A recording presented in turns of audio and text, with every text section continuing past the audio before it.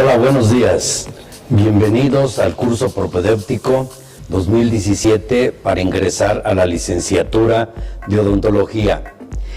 Esto aquí en la Facultad de Medicina de la Universidad Autónoma de Querétaro. El tema que vamos a ver hoy trata sobre historia de la odontología. Mi nombre es Zacarías Flores León, como ahí lo ven, y les hago una aclaración. Las dudas, preguntas y comentarios que quieran hacerme, lo van a hacer como lo hemos venido desarrollando en el foro de dudas y a mi correo que ahí aparece en la base de esta presentación. Muy bien, la presencia del hombre en nuestro planeta realmente es muy joven. Se remonta en esta época que vivimos, que es la era cuaternaria. Bien, historia de la odontología. Para entender lo que es historia, primero debemos saber qué es prehistoria. De igual manera lo vamos a hilar con historia. Prehistoria es todos esos acontecimientos que se dieron antes de la escritura. ¿Cómo vamos a saber los sucesos de la prehistoria? Pues por las pinturas rupestres, por los vestigios que se pueden contar de la actividad de nuestros antecesores. ¿Qué es historia? Es todo lo que ya podemos entender después de la aparición de la escritura, lo cual ya fue documentado. También dentro de la historia pueden aparecer narraciones verídicas, fantasiosas, eso es a lo que le vamos a llamar una leyenda, y después, al correr de boca en boca, pudiera ser un mito. ¿Qué leyenda se les ocurre a ustedes? La que siempre me dicen, y estoy seguro que tú me estás viendo, estás pensando en La Llorona. Sí, efectivamente, fue un hecho que se comenta como real, y al pasar de boca en boca, le estamos dando la parte de la leyenda. ¿Qué es mito? Mito, también tú, Juan, tú, Pepe, tú, Lupita, lo estás pensando. Mito es como el chupacabras, que todos dicen que existe, mas nadie lo ha visto, ¿verdad? Siguiendo con el tema, vamos a ahondar un poco qué es la prehistoria. La prehistoria estudia la evolución del hombre desde su aparición en la Tierra hasta el descubrimiento de la escritura. Como les dije al principio, su única fuente es la arqueología. Entre esas podemos encontrar de la edad de piedra, en el paleolítico, mesolítico y el neolítico. Y posteriormente en la edad de los metales, que es la edad del bronce y la del hierro. La historia, como les mencioné también, es el estudio del hombre a partir de la aparición de la escritura, con datos debidamente documentados, dignos de contar. Aquí les digo lo que habíamos mencionado. Leyenda es la relación de sucesos que tienen más de maravillosos que verdaderos. Y el mito, su característica principal es que se transmite de forma oral y posteriormente de forma escrita. Como les mencioné, muchos dicen que existe, lo aseguran, mas no lo han visto, como el caso del chupacabras, los extraterrestres, los ovnis en sí. Hasta ahorita, ¿esto cómo les parece a ustedes? ¿Interesante o importante? Aquí cabe aclarar, cuando es interesante, se muestra una parte que todos ustedes tienen, que es la investigación, ahondan en el tema, y es lo que les vamos a pedir aquí en la facultad, aquí en la licenciatura de odontología, que todo lo vean interesante y que a la vez busquen ustedes investigarlo, para que de esa manera ya sea importante en la formación que ustedes vayan a tener. En la prehistoria podemos ver que en las diferentes eras, en los cuerpos que se han encontrado, en las osamentas, se ven los cráneos en una forma más reducida. Mas, sin embargo, en la parte mandibular vamos a encontrar mayor cantidad óseo, mayor cantidad de hueso. Esto ha sido precisamente por la evolución del hombre. Al ser desarrollado su cerebro, la cavidad craneana va aumentando y a la vez va perdiendo cantidad ósea.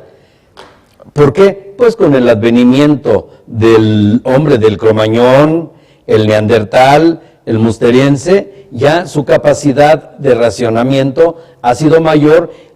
Esto hace que su cerebro vaya aumentando y en sí puede decirse que es el mismo peso del cráneo desde el inicio del hombre, más que se va adecuando debido a la masa cerebral.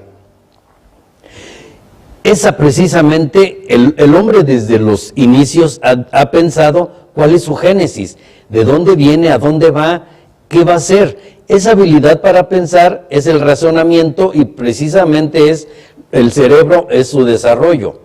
Va aumentando la capacidad. La habilidad para hablar sabemos que no es exclusivo del hombre.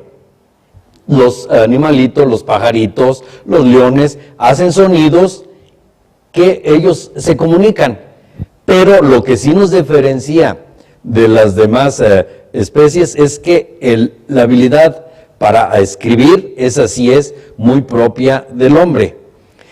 Con el desarrollo de su cerebro, adquiere una habilidad para el manejo de herramientas, de lo que podemos decir que el dedo especial, que es el pulgar, nos ha hecho que haya movimientos más finos para fabricar herramientas que afortunadamente la mayoría de veces es para un desarrollo positivo. Claro, que una herramienta de uso común para una pesca, desgraciadamente puede volverse un arma letal para alguien de la misma especie. Entonces, si vemos que la habilidad para el manejo de herramientas más el desarrollo cerebral nos va a dar la creatividad. Bien, siguiendo en el tema de prehistoria, aún ya hilando más con nuestra disciplina, podemos decir que la odontología realmente va unida a la medicina. Van hermanadas, somos hermanos.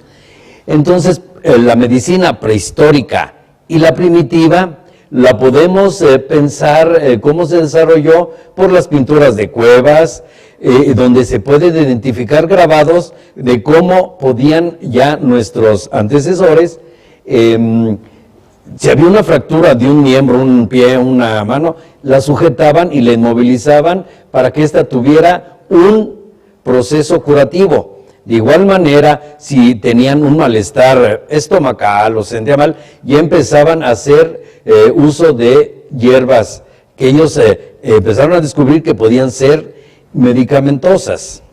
De igual manera, ahí en los grabados se ve cómo pueden cazar, cómo elaborar un alimento. Entre las enfermedades primitivas podemos mencionar que la rama que nos va a ayudar a entender más esto es la paleopatología, la cual nos va a indicar que la mayoría de las enfermedades eran traumáticas o dependiendo de las zonas donde tuvieran su hábitat. Por ejemplo, la gota de las cavernas es artritis deformantes. Sí, porque la humedad, el frío de las mismas cavernas provocaban esas molestias.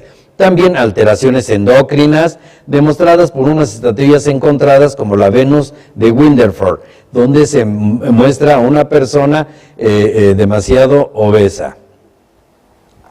Bien, como les dije hace rato, el hombre siempre se ha preguntado cuál es su génesis, cuál es su origen, y al ver los acontecimientos que lo rodean, y si lo asociamos a la medicina de odontología, podemos mencionar que se manejaban en 3 esferas: la mágica, la religiosa o la científica. Dentro de la mágica podemos decir que al no encontrar un significado real, mencionaban que todo era por un hecho, el dios del trueno, si llovía y tronaba, en fin, todos los achacaban a un dios, a una entidad. De la misma forma, la parte religiosa, si alguien estaba enfermo, aparte de que le hacían sus curaciones, que es la parte científica, se encomendaban a algo para que esto le pudiera ayudar.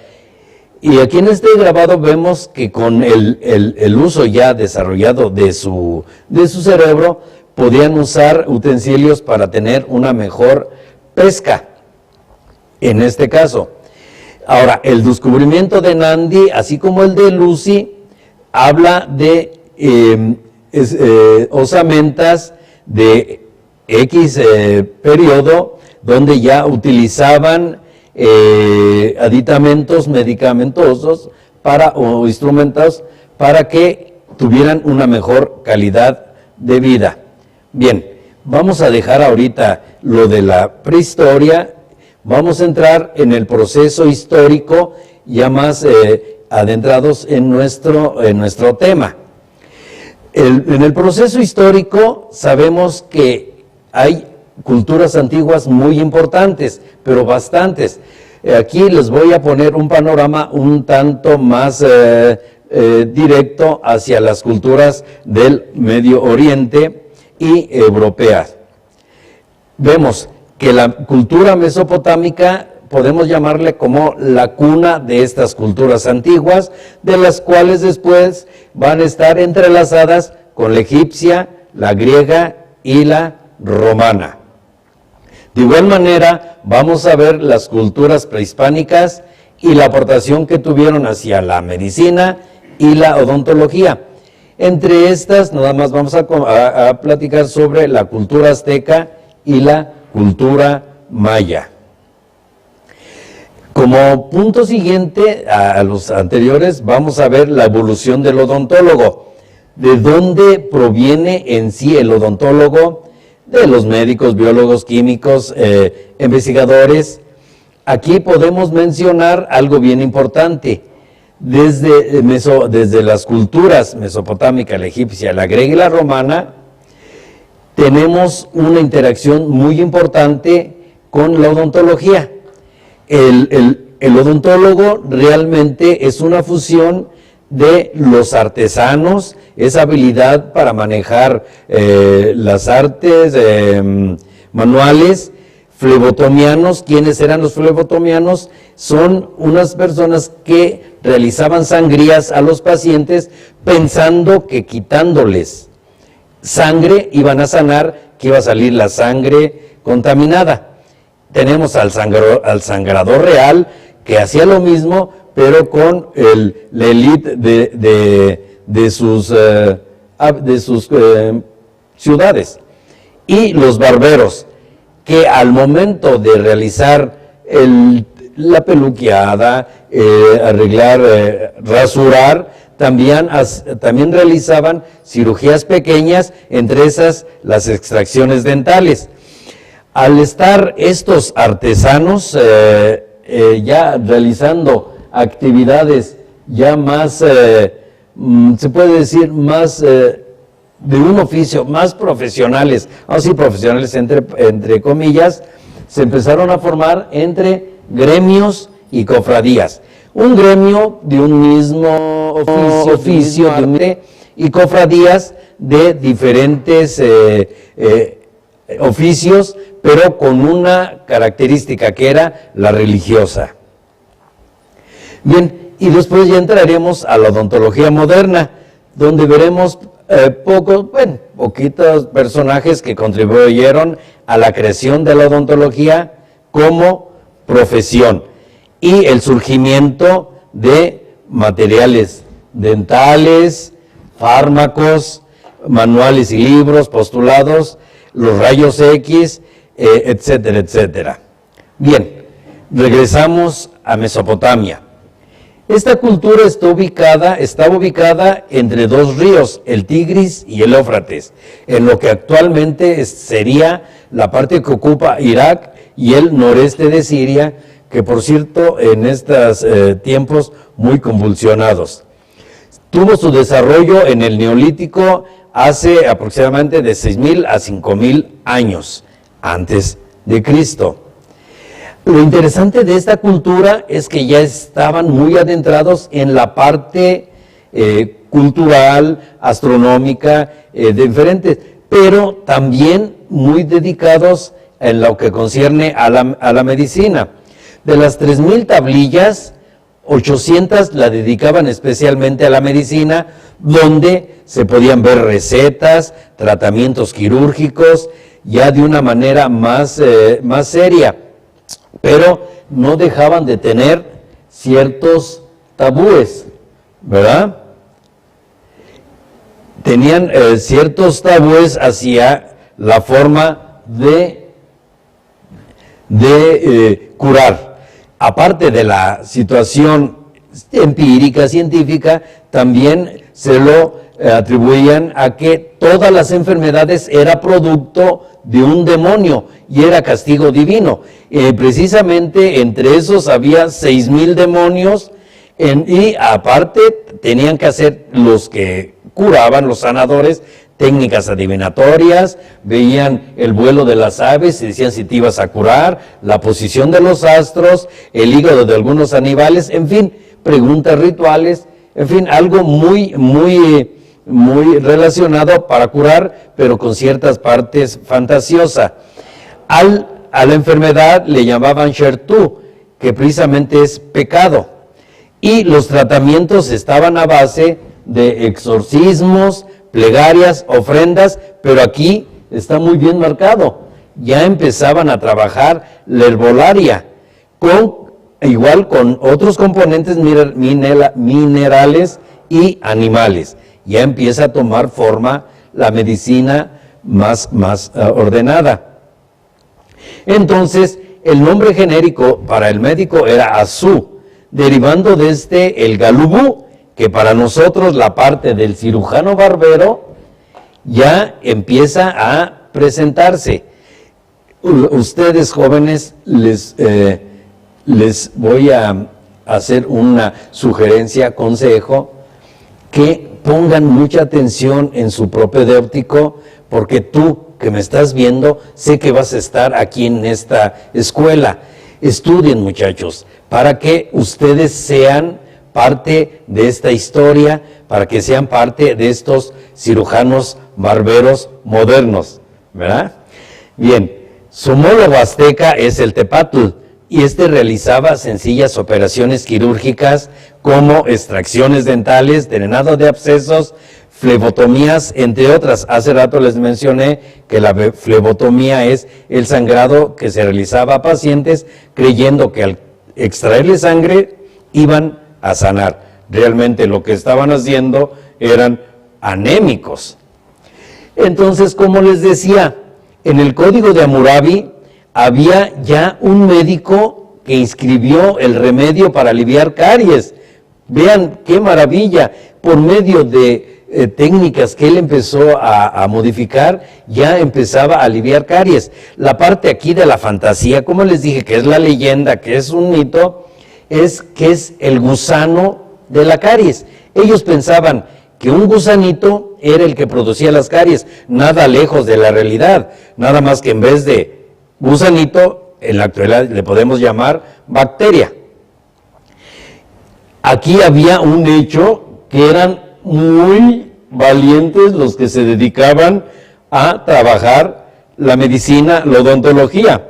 ¿Por qué? Si llegaba un paciente, tenía un absceso dental, ellos con un instrumento rústico, pero muy adecuado para su época, hacían drenados, limpiaban ya ese pus que se producía por la caries o una mala higiene. Al haber ese absceso, si ellos trabajaban bien y podían drenar y el paciente sanaba, le pagaban 10 ciclos de plata. Pero si el paciente perdía el ojo, al valiente cirujano le podían cortar una mano o ambas.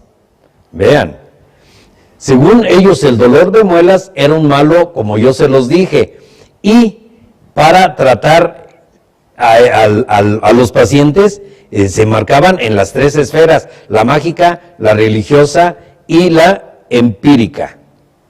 Bien, este es un grabado donde se aprecia realmente el dolor. Tú, Pedro, ¿has tenido dolor en un diente? Sí, ¿verdad? Porque la otra vez me lo comentaste. Estoy seguro que has dicho, ay, este es un dolor como de los 1000 demonios. Claro, hay miles de demonios adentro de tu diente, de tu molar, que te está produciendo precisamente ese dolor, ¿verdad? Eso es lo que ellos lo manejaban. Vamos a hacer un salto en la historia y vámonos a la cultura egipcia. La cultura egipcia está muy relacionada con la cultura mesopotámica. Esta tiene una antigüedad de 5.000 años antes de Cristo, 5.000 años o 3.000 años de antes de Cristo. Bueno, matemáticas no se me dan, pero son 5.000 años, ¿verdad? Seguían todavía con la creencia que la posesión de enfermos era por parte de un demonio. ¿Y a poco no? Hasta eso en la actualidad. ¿A poco no han oído a la vecina que va con doña Pachita para que le haga una limpia? Ahí le empieza a azotar con hierbas, con pirul y todo. Y eso es algo que tenemos ya en los genes, que hasta en la actualidad se recurre a esto. ¿Qué pueden decirme de ir a Catemaco? Grandes políticos, artistas van a hacerse una limpia. Todavía esto se maneja en la actualidad. Y en la cultura egipcia, ahí vemos que ellos tenían el papiro Ebers, algo similar al código de Hammurabi, donde hay 108 columnas en el bello texto, como aquí se los pongo, de diversas especialidades. Ya le daban pero ahí sigue habiendo la parte mágica, religiosa y empírica. Se siguen manejando las tres esferas. Podemos decir que en la cultura egipcia está el padre de la odontología, que fue un médico y odontólogo jefe de los médicos del faraón. Esto está ubicado en la dinastía Zoser, que son cerca de 33 dinastías, y es el primer médico odontólogo que aparece documentado en la historia y documentado por escrito, y este es el egipcio Gesirre, que ahora que entren aquí lo van a tener muy en cuenta. Ahí seguían creyendo que había un gusano que producía la caries. Como les dije hace rato, en el papiro de Ebers ya se ven 108 formas de ver la medicina con especialistas. En ese entonces ya había médicos para los ojos, médicos para la cabeza, otros para los dientes, para el vientre, para enfermedades desconocidas, y el buen pastor para el ano, que se ocupaba de la buena digestión con lavativas y laxantes. Bien, como se están dando cuenta, la cultura mesopotámica y la egipcia van muy relacionados. Entramos ahorita a la cultura griega, que no es la excepción. Esta se va a ubicar ya en el año 500 al 400 después de Cristo. Se considera, al 400, antes de Cristo al 400 ya después. Se considera de carácter teórico, aparte del quirúrgico, es una cultura propiamente artesanal. Sus conceptos en la relación, hablando del médico, la enfermedad y salud, es que debe de estar en un equilibrio con la naturaleza todopoderosa. Hay grandes pensadores de esa cultura. Bien, con la aparición de la filosofía natural griega, está estrechamente vinculado a la relación de una serie de situaciones vitales. Todo tiene un porqué y una razón de ser. Entonces, el ser humano definía su relación con el medio ayudándose de modelos tomados tanto de la naturaleza animada o inanimada. Era mucha la observación que se podía tener de las cosas que rodeaban.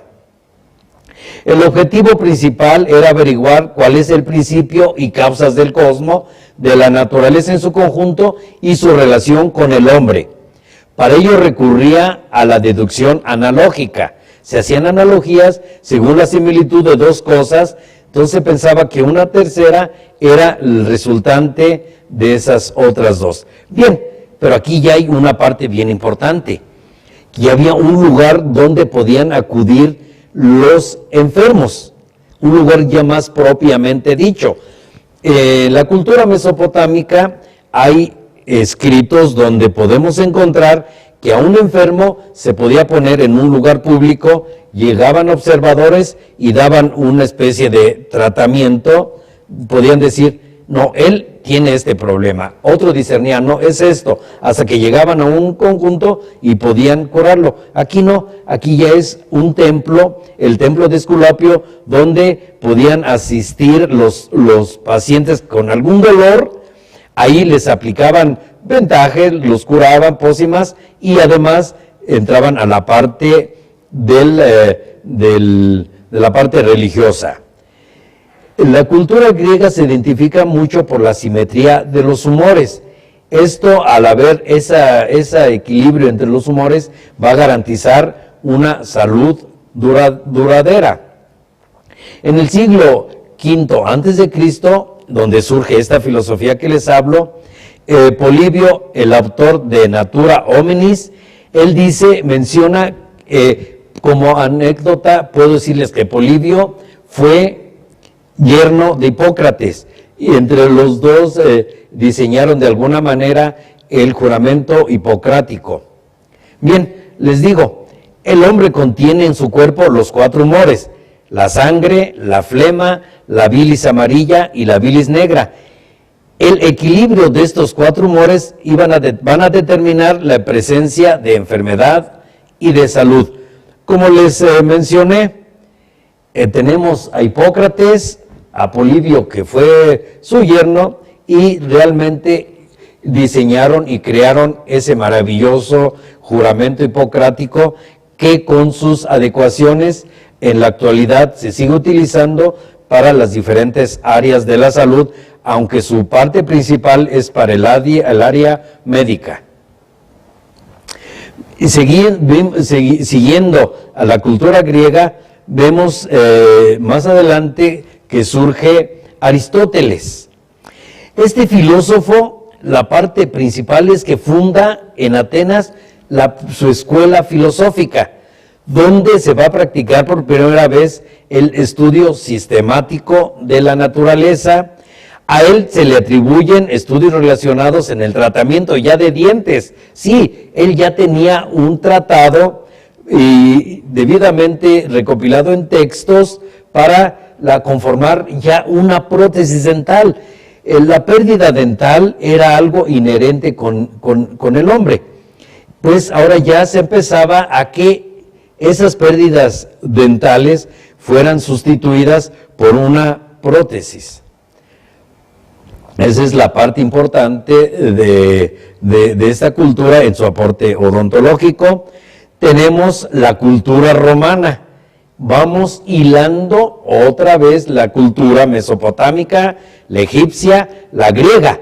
Bien, esta cultura romana es una amalgama de todas las culturas anteriores, ya con mayor prestancia y con mayor importancia. Bien, como les menciono, es la fusión de las culturas mesopotámica, egipcia y griega. En sus inicios sabemos que la medicina era entre mágica, entre religiosa, entre empírica. Aquí podemos mencionar esa fusión tan importante y tan brillante, ¿verdad? Como dato accesorio les puedo decir que los etruscos fue un pueblo que se ubicó por la zona donde ahora está Roma. Ellos fueron muy habilidosos en la adivinación, pero ya realizaban prótesis dentales con mayor técnica, utilizando ya metales no corruptibles como el oro, pero utilizaban dientes extraídos de humanos que se los podían vender, se los podían quitar y se los podían ofrecer. Pero vean, es una forma muy rústica, fueron evolucionando hasta ya usar laminillas de oro para detener estos dientes. Este pueblo fue realmente el que dio los orígenes a la actual Roma. Entonces, vean, eran tan habilidosos que entre los que empezaban, amarraban los dientes con alambres. Después, al ver que se oxidaban, utilizaron metales ya más puros, como les mencioné, como el oro. Bien, en la cultura romana empiezan a llegar médicos griegos, los cuales estuvieron en interacción muy grande con los romanos, pero los romanos decían que ellos no tenían tanta preparación como el romano. Mencionaban que cualquier padre de familia que tuviera una finca y el padre de familia, el pater familias, tenía a su cargo a sus trabajadores de la hacienda, a sus familiares, él debería de tener la capacidad de atender a los miembros de su familia, de la servidumbre, con remedios caseros y pequeñas cirugías. Estos son unos instrumentos que utilizaban para esos procedimientos. Bien, otro pensador de esta cultura, Marco Terencio Varrón, relata en sus crónicas que los ciudadanos privilegiados, ya en vez de que el pater family sea el encargado, ellos adquieren los servicios de los médicos griegos, de los inmigrantes que llegaban a esta zona de Roma y eran esclavos, pero realmente en su lugar de origen eran médicos especializados, como se los mencioné en las anteriores diapositivas. Entonces, al haber ya esta mezcla entre un esclavo con mucho conocimiento de medicina, el padre de familia le establece a este esclavo cómo realizar una lista de medicamentos, recetas, con qué hacerlo, aunque realmente, como se los mencioné, ya eran médicos, ya tenían el conocimiento, pero no podían demostrar ser más sabedores de esto que su patrón, ¿verdad? Bien, siguiendo con la cultura romana, hay un aporte muy importante, donde Marco Aurelio Antonio, el emperador de Caracalla, tiene una idea muy genial. Empiezan a formar los baños termales. Los baños termales, vamos a hacer una analogía como los spas modernos, donde van a contar con bibliotecas, parques, instalaciones deportivas, donde además pueden bañarse cerca de 1,500 personas. Eran unos lugares donde, a base de una arquitectura, una ingeniería bien interesante, podían hacer que el agua se conservara, como ahí lo dice, termal, a una temperatura agradable, pero sí eran unas grandes albercas. Imagínense 1,500 personas, pero también en estos lugares puede haber privados con personas con mayor poder económico, podían tener ahí su limpieza, ¿sí? Aquí lo importante es que en estos lugares existían ya, más bien evolucionaban los barberos. Los barberos se dedicaban a rapar, a hacer ahora sí que el corte de pelo, rasurar a los que solicitaban sus servicios, pero ya había cirugías menores, entre esas las extracciones dentales, podrían drenar abscesos. Ya sabían que un problema donde había un hinchazón y tenía una tumefacción y tenía características propias de un absceso, podían drenar y salir la pus y poder ya hacer alguna curación. Entonces aquí estaban los barberos, y aparte de esto, que es la parte que nos interesa, también había otros oficios y empiezan a formar lo que les mencioné al principio, los gremios y las cofradías. Bien, aquí está el Caracalla, el emperador. Estos eran los baños que pudieran utilizarse de una forma ya, formas privadas, con personas con mayor aporte. Muy bien, por ahí vamos a dejar las culturas. Aquí estamos viendo una imagen, Santa Polonia. A ver, Margarita, tú que me estás viendo, ¿quién es Santa Polonia? Sí, la otra vez ya me lo comentaste.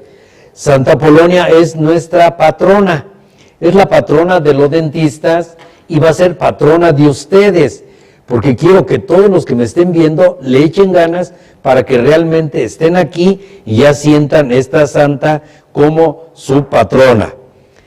Santa Polonia nace, está en el periodo del 2000, de la época cero, porque la persiguen por adorar a Cristo. Entonces inicia con nuestra era, ¿verdad?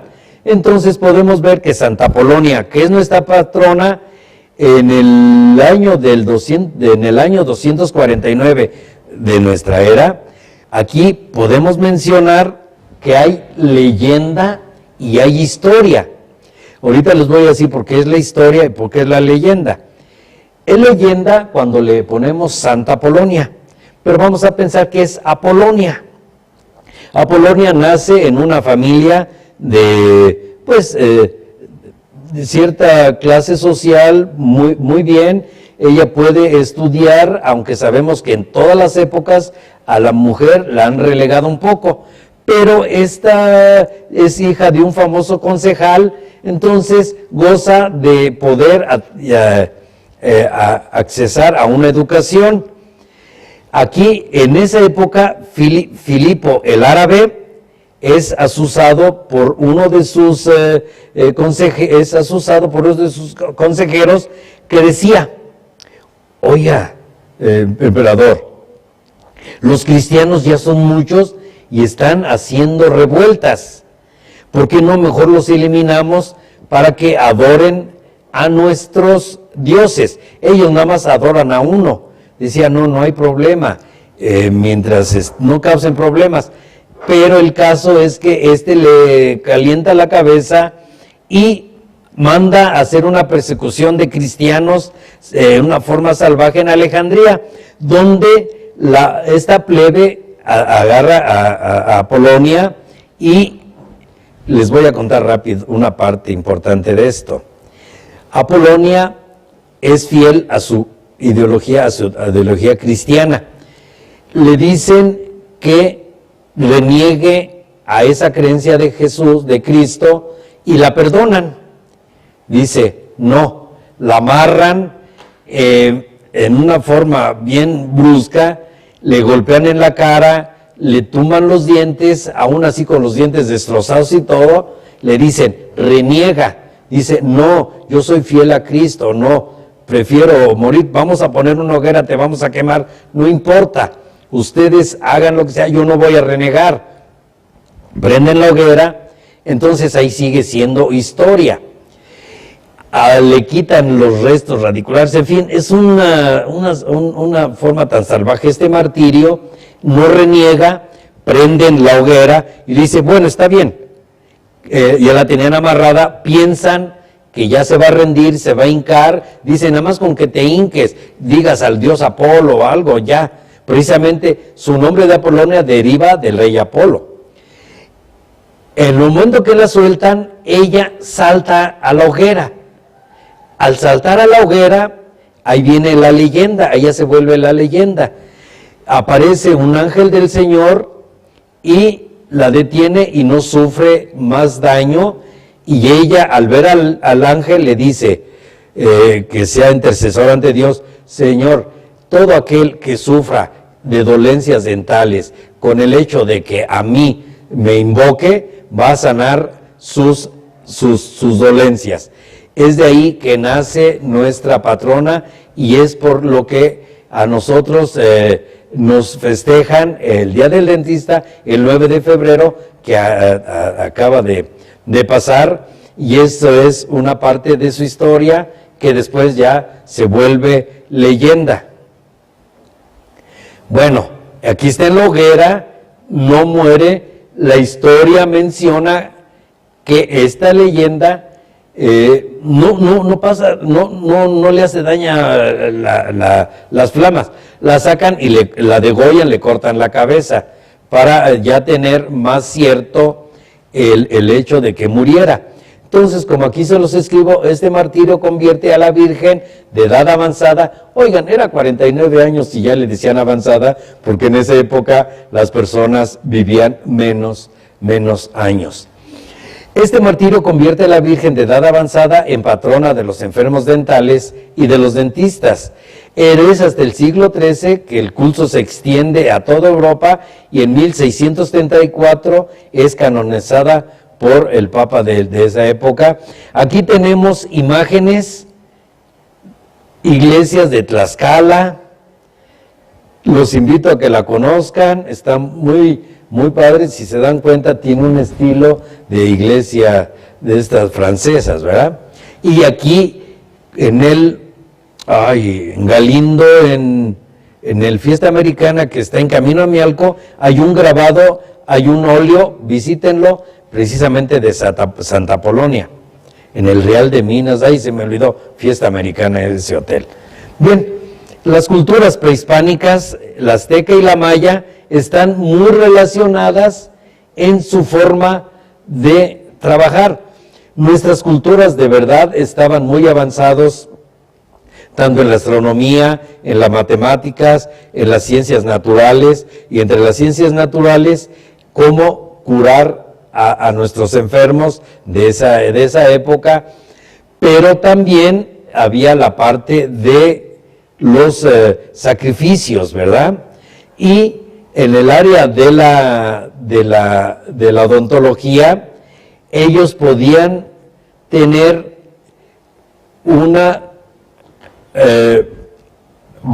tenían ya un vasto conocimiento a las princesas les hacían unas grecas, unos dientes en formas geométricos muy diferentes a lo que conocemos como estéticos, pero para ellos esto era algo de deidad, esto era para entrar al paraíso terrenal.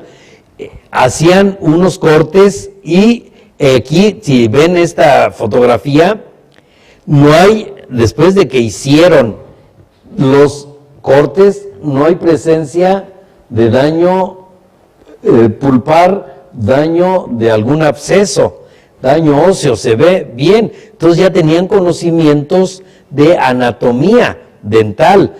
Pero imagínense, si en la actualidad, para nosotros atender a un paciente, usamos una pieza de mano que le llamamos de turbina de alta velocidad, ellos sin electricidad, sin mayor herramienta, ¿cómo lo podían hacer? Véanlo. Y el cemento de estas incrustaciones de jade, de esmeraldas, eran con un cemento similar o mejor al que en esta época utilizamos.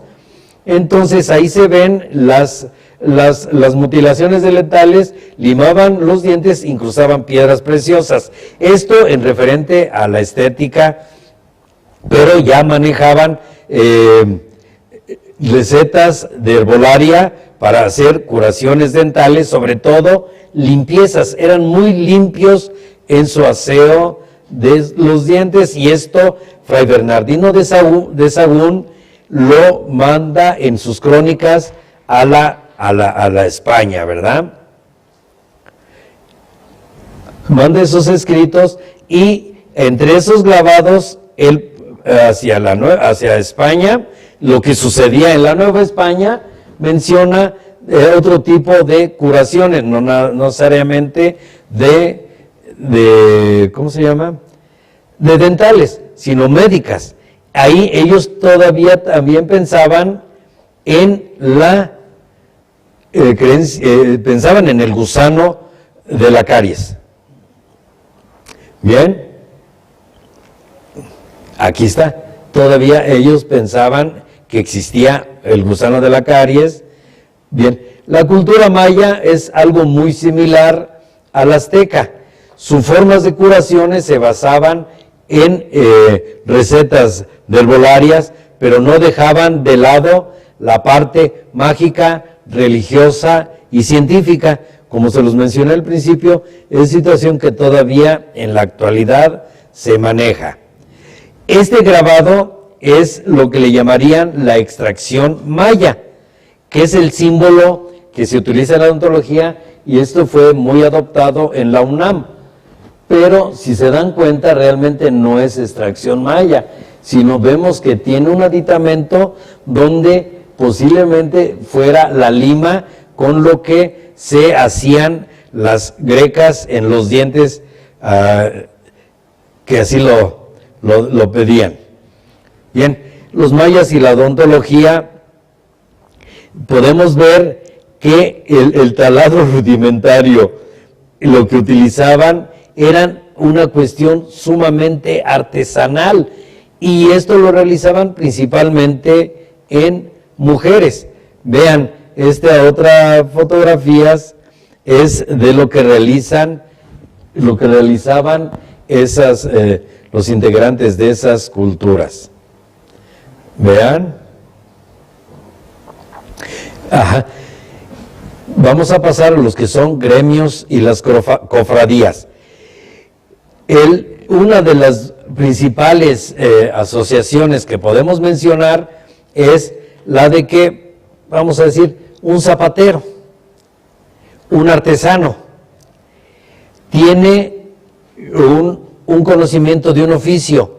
Este conocimiento va pasando de padre a hijo, de tío a sobrino, la va pasando de generaciones. Pero cuando ya se empiezan a formar gremios, estos se organizan entre varios y ven la calidad del producto y ya le empiezan a dar una normatividad del precio que pueda tener el producto final. La cofradía. Desde el siglo XI los artesanos comenzaron a agruparse en estas organizaciones donde estaban alentados por la iglesia. Las cofradías podían ser reuniones de distintos oficios, en la cual tenemos la cofradía de San Cosme y de Damián. Estos fueron unos médicos del siglo XI que no cobraban a sus pacientes, con que les dieran una gallinita ellos se daban por bien servidos y hacían todo este tipo de trabajos sin que les redituara nada, sino se dedicaron a ejercer su arte, su profesión de la medicina en el bien de los demás sin cobrarles. Esta es parte de los grabados de estos hermanos, de Cosme y Damián, que después ya adquieren el grado de santos. Bien, dejamos esta parte y entramos a la odontología moderna, donde Pierre Fauchard, que nació en el año 1680, y ahí está el año de su muerte, él fue el primero que dijo no al gusano de la caries, y es el que hace ya un texto realmente ordenado de lo que es la anatomía dental, la prevención y las cirugías ya debidamente documentadas. A él ya no existe el gusano de la caries, ya son por situaciones más bacterianas, y es otro tipo de situaciones. Este personaje nace en Bretaña, en Francia, pero lo importante de él no lo sé mencionar en alemán, pero en francés, perdón. Pero es el que hace la génesis real de nuestra profesión, donde mencionan los tratamientos quirúrgicos. La odontología entre la Edad Media y la edad del incorporatismo y la Edad Moderna, con la educación monástica, se trataba de una forma muy rudimentaria, como lo pueden ver en estos tratados. Aquí podemos hablar de adelantos científicos. En 1427, Giovanni de Arcoli empieza con los espacios de oro, Galileo Galilei inventa el microscopio y después da un cambio al macros con sus telescopios. Leeuwenhoek descubre los protozoos con estos mismos microscopios, ve que en el agua turbia hay ciertos animalitos, se especializa más y empieza a ver con lentes ya más especializados, empieza a ver que puede haber bacterias, ve espermatozoides, glóbulos rojos, en fin, y empieza a nacer lo que es la microscopía ya más en forma. En el año de 1846 se genera la anestesia dental con éter. Y así sucesivamente vemos que Wilhelm Röntgen descubre los rayos X, que hasta la fecha es un gran aporte a la medicina. Los postulados de Black que menciona que para quitar una caries hay que darle cierta forma para evitar la reincidencia. Esos postulados en la actualidad ya están perdiendo vigencia. Aquí se ve cómo anestesian, cómo pueden atenderse. Tenemos a Röntgen, que la primera radiografía se le hizo a su esposa. Ahí se ve el anillo, pero el uso y abuso en esos experimentos provocó que tanto él, su esposa y sus ayudantes tuvieran efectos muy dañinos por las radiaciones.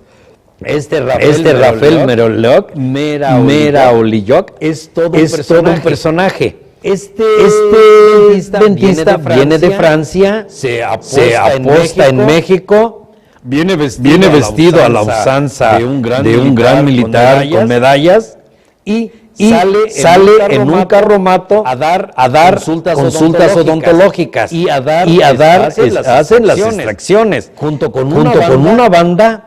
Tocan fuerte, no usaba anestesia, y todo lo hacía en vivo y a todo color, y precisamente de este personaje se derivan los merolicos, que andaban de plaza en plaza. Chumino, animal del demonio, sal de tu mujer y muéstrales. Entonces empiezan a hacer uso de frases muy llamativas, y así atraía a sus pobres pacientes, y yo les llamo pobres víctimas. Mire, ahí se ven sus tratamientos, la banda de música. En fin, ya para terminar, les voy a hablar de Margarita Chorné y Salazar. ¿Quién es Margarita Chorné y Salazar? Es la primer profesionista titulada de Latinoamérica, orgullosamente mexicana y orgullosamente odontóloga. Esta mujer luchó contra una sociedad de hombres donde decían que los únicos que podían estudiar o ser dentistas, en todas las profesiones, eran precisamente los varones. Ella nace en una familia acomodada, donde su hermano es dentista, el papá es un artesano en la prótesis dental. Ella se interesa tanto por lo que hacen su papá y su hermano que se va con ellos a estar ahí. Su mamá la manda que haga cosas en la cocina, que teja. Dice, no, yo quiero ser esto. Y fue tan fiel a sus ideales, logra ser la primer mujer titulada. Vivió 98 años, jóvenes. Muere hasta el año de 1962. Nace en 1864, por ahí. ¿Sí? Este libro lo tenemos aquí en la biblioteca. Para ustedes que quieran estudiar esta carrera, sería muy importante que vinieran, lo pidan y lo lean. Y ella hizo que ya muchas mujeres despertaran y se dedicaran a la actividad. Después de ella vino la primer médico, la primer abogado, la primer ingeniero, en fin, ya se derivó toda una serie de profesionistas. Bien, con esto damos por terminada nuestra plática. En el foro, recuerden, me van a mandar todas sus dudas. En la primera transparencia les di el correo, algunos, la mayoría ya lo tiene, ya lo puse en el foro, y me han hecho preguntas para adentrarse más en estos. Les voy a aclarar. Los temas que están en el foro es donde va a generar las preguntas del examen. Esta es una presentación para que tengan un poco más de conocimiento de lo que es nuestra historia en la odontología. No se preocupen, jóvenes. Ustedes nada más en los temas que están en el foro. Me preguntaron qué estudiarían para entender más esto. Para entender más, tenemos el origen de la vida de Oparin, donde vienen los inicios del hombre. Tenemos Crónica de la Medicina, donde está toda la historia de la medicina y la odontología. Este libro también lo tenemos aquí en la biblioteca. Si quieren enterarse más, tenemos revistas propiamente odontológicas donde vienen casos ya de lo que se está tratando. Y si quieren saber más de historia, tenemos este libro de Marta Díaz de Curi. Estamos por adquirirlo para la biblioteca de la escuela, la enseñanza de la odontología en la UNAM, la odontología a través de la historia. O sea, si hay material. Con toda confianza, ustedes pueden visitarme. Nada más aquí me localizarían para darles un poquito más de datos de esto. La idea de la videoconferencia iba a ser presencial, pero cuestión de logística de aquí, de la construcción que tenemos, fue imposible, por eso fue por este medio. Espero haberles servido, que les sirva esta información y quedo de ustedes. Gracias.